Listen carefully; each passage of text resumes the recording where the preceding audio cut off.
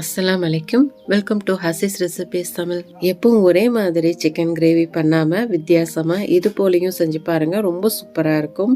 சாதம், இட்லி, தோசைன்னு எல்லாத்துக்குமே ரொம்ப அட்டகாசமான காம்பினேஷனில் ஒரு சூப்பரான சிக்கன் மசாலா கிரேவி எப்படி பண்ணலாங்கிறத பார்க்க போகிறோம். நம்ம சேனலில் நிறைய விதமான சிக்கன் கிரேவி ரெஸ்டாரண்ட் ஸ்டைல்லையும் நம்ம அப்லோட் பண்ணியிருக்கோம். அதோடைய லிங்க் டிஸ்கிரிப்ஷன் பாக்ஸில் கொடுக்குறேன். தேவைப்படுறவங்க செக் பண்ணி பாருங்கள். இப்போ இந்த கிரேவி எப்படி பண்ணலான்னு பார்க்குறதுக்கு முன்னாடி இதான் ஃபர்ஸ்ட் டைம் நம்ம சேனலை பார்க்குறீங்க அப்படின்னா மறக்காம நம்ம சேனல் ஹசீஸ் ரெசிபீஸ் தமிழை இது வரைக்கும் சப்ஸ்கிரைப் பண்ணாதவங்க சப்ஸ்கிரைப் பண்ணிக்கோங்க ஃப்ரெண்ட்ஸ். பக்கத்துள்ள பெல் ஐக்கானை கிளிக் பண்ணிக்கோங்க, ஆளுங்கிற ஆப்ஷனை கிளிக் பண்ணிக்கோங்க. அப்போ தான் நம்ம அடுத்தடுத்து போடக்கூடிய வீடியோஸ் உங்களுக்கு நோட்டிஃபிகேஷனில் வரும். நீங்கள் மிஸ் பண்ணாமல் பார்க்க முடியும். இப்போ நம்ம எப்படி பண்ணலான்னு பார்க்கலாமா? இப்போ ஒரு கடாய் சூடு பண்ணிக்கலாம். அதில் 3 டேபிள் ஸ்பூன் அளவுக்கு எண்ணெய் ஆட் பண்ணிக்கலாம். எண்ணெய் கொஞ்சம் ஜாஸ்தியாக இருந்தால் இந்த கிரேவி ரொம்ப சூப்பராக இருக்கும். அதுக்காண்டி தான். உங்களுக்கு இவ்வளோ எண்ணெய் வேணான்னா நீங்கள் கம்மி பண்ணிக்கலாம். இப்போ எண்ணெய் சூடானதுக்கு அப்புறமேலு 1 ஸ்பூன் அளவுக்கு சோம்பு ஆட் பண்ணிக்கோங்க. சோம்பு நல்லா பொரிஞ்சதுக்கு அப்புறமேலு ஹோல் கரம் மசாலா ஆட் பண்ணிக்கலாம். ஒரு பிரியாணி இலை, ஒரு நட்சத்திர சோம்பு, ஒரு சின்ன பீஸ் கல்பாசி, 3 கிராம்பு, 1/2 இன்ச் அளவு பட்டை.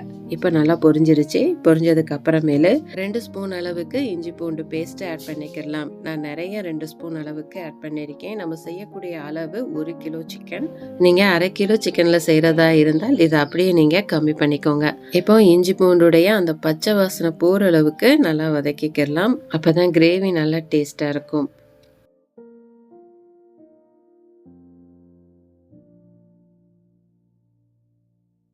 இப்போ இஞ்சி பூண்டுடைய அந்த பச்சை வாசனை போகிற அளவுக்கு நல்லா வதக்கியாச்சு. இப்போ 3 பெரிய சைஸ் வெங்காயம் நீல வாக்கில் கட் பண்ணியிருக்கேன். இப்போ நம்ம அதை ஆட் பண்ணிக்கலாம். இந்த கிரேவிக்கு வெங்காயம் நல்லா வதங்குறது ரொம்ப முக்கியம். நல்லா நிறம் மாதிரி கோல்டன் ப்ரௌன் கலர் ஆகணும். அது வரைக்கும் நம்ம நல்லா வதக்கிக்கலாம். நம்ம ஒவ்வொரு பொருளையும் பொறுமையாக வதக்கி செய்யும் போது இந்த கிரேவியுடைய டேஸ்ட்டு ரொம்ப ரொம்ப சூப்பராக இருக்கும். பாருங்கள், உங்களுக்கு நல்லா நிறம் மாதிரி வந்திருக்கு. இந்த அளவு நல்லா வெங்காயம் வதங்கி வரணும். இப்போ நல்லா வதங்கி வந்துருச்சு பாருங்கள். இப்போ இந்த ஸ்டேஜில் 2 மீடியம் சைஸ் தக்காளி கட் பண்ணதை ஆட் பண்ணிக்கலாம். தக்காளியும் நல்லா மசிஞ்சு லேசாக எண்ணெய் பிரிஞ்சு வரணும். அது வரைக்கும் நம்ம வதக்கிக்கலாம். தக்காளி கொஞ்சம் சீக்கிரம் வதங்கி வர்றதுக்காண்டி மூடி போட்டு மூடி வச்சிடலாம். அடிக்கடி ஓப்பன் பண்ணி விட்டு நல்லா மிக்ஸ் பண்ணி விட்டுக்கோங்க. ஃப்ளேமை மீடியம் ஃப்ளேமில் வச்சுக்கோங்க. அப்போ தான் நல்லா வதங்கி வரும். இப்போ தக்காளி நல்லா வதங்கி வந்துச்சு பாருங்கள். இந்த ஸ்டேஜில் மசாலா பொருட்கள் நம்ம ஆட் பண்ணிக்கலாம். 1/2 ஸ்பூன் அளவுக்கு மிளகாய் தூள் ஆட் பண்ணிக்கலாம். 1/4 ஸ்பூன் அளவுக்கு மஞ்சள் தூள் ஆட் பண்ணிக்கலாம். மிளகாய் தூள் உங்கள் காரத்துக்கு ஏற்ற மாதிரி கூடவோ குறைவோ நீங்கள் அட்ஜஸ்ட் பண்ணிக்கலாம். இப்போ இதோடைய பச்சை வாசனை போகிற அளவுக்கு நல்லா மிக்ஸ் பண்ணி விட்டுக்கோங்க. இப்போ 1/2 டேபிள் ஸ்பூன் அளவுக்கு மல்லித்தூள் ஆட் பண்ணிக்கலாம். 1 டேபிள் ஸ்பூன் அளவுக்கு ஜீரகத்தூள் ஆட் பண்ணிக்கோங்க. 1/2 டேபிள் ஸ்பூன் அளவுக்கு மிளகுத்தூள் ஆட் பண்ணிக்கலாம். அதோடைய பச்சை வாசனை போகிற அளவுக்கு நல்லா வதக்கிக்கலாம்.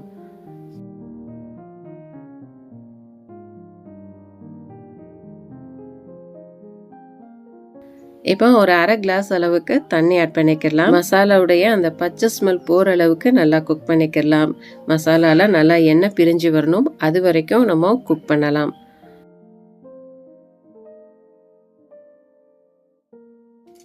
இப்போ மசாலால நல்லா எண்ணெய் பிரிஞ்சு வந்திருக்கு பாருங்க. இந்த ஸ்டேஜில் நம்ம வாஷ் பண்ணி வச்சிருக்கிற 1 kg சிக்கன் ஆட் பண்ணிக்கலாம். நல்லா மிக்ஸ் பண்ணி விட்டுக்கலாம். இப்போ இதுக்கு தேவையான அளவு உப்பு ஆட் பண்ணிக்கலாம். நல்லா சிக்கனை மசாலாவோட நல்லா மிக்ஸ் பண்ணி விட்டுக்கோங்க.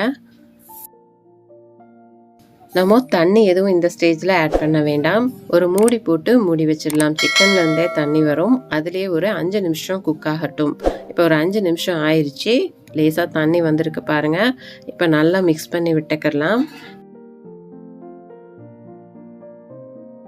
இப்போ இந்த ஸ்டேஜில் 1/2 ஸ்பூன் அளவுக்கு கரம் மசாலா பவுடர் ஆட் பண்ணிக்கோங்க. 1 டேபிள் ஸ்பூன் அளவுக்கு சிக்கன் மசாலா பவுடர் ஆட் பண்ணிக்கோங்க. சிக்கன் மசாலா கடைகளில் வாங்கினது தான். எந்த பிராண்டு வேணாலும் யூஸ் பண்ணிக்கலாம். சிக்கன் மசாலா பவுடர்லையும் காரம் இருக்கும். அதனால் நீங்கள் காரம் மட்டும் அட்ஜஸ்ட் பண்ணி ஆட் பண்ணிக்கோங்க. இப்போ இந்த ஸ்டேஜில் தேவையான அளவு தண்ணி ஆட் பண்ணிக்கலாம். உங்களுக்கு கிரேவி எந்த அளவு வேணுமோ அந்த அளவு தண்ணி ஆட் பண்ணிக்கலாம். ஆனால் அதிகமான தண்ணி ஆட் பண்ணிக்கிறாதீங்க. நான் 1 கிளாஸ் அளவுக்கு தண்ணி ஆட் பண்ணியிருக்கேன்.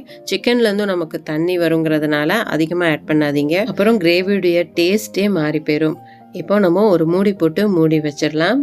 ஒரு 10 நிமிஷம் நம்ம லோ ஃப்ளேம்லேயே குக் பண்ணலாம். அப்போ தான் சிக்கன் நல்லா சாஃப்டாக வெந்து வரும்.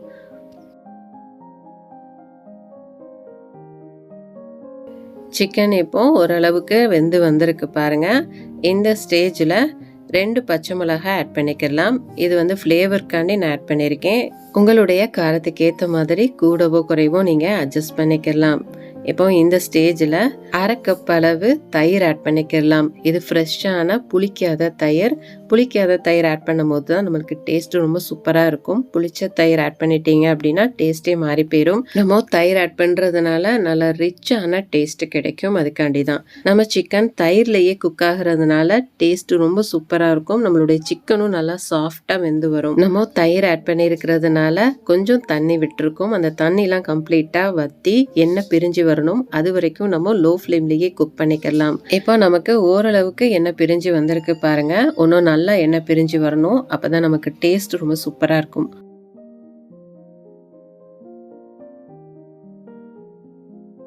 இந்த அளவு நல்லா எண்ணெய் பிரிஞ்சு வர்ற அளவுக்கு நம்ம குக் பண்ணும்போது தான் நம்மளுடைய கிரேவி நல்ல டேஸ்டா இருக்கும். இப்போ நம்மளுடைய கிரேவி சூப்பரா ரெடி ஆயிடுச்சு. நல்லா எண்ணெய் பிரிஞ்சு சூப்பரா வந்திருக்கு பாருங்க. இந்த ஸ்டேஜில் பொடிசா கட் பண்ண மல்லி இலை ஆட் பண்ணிக்கலாம்.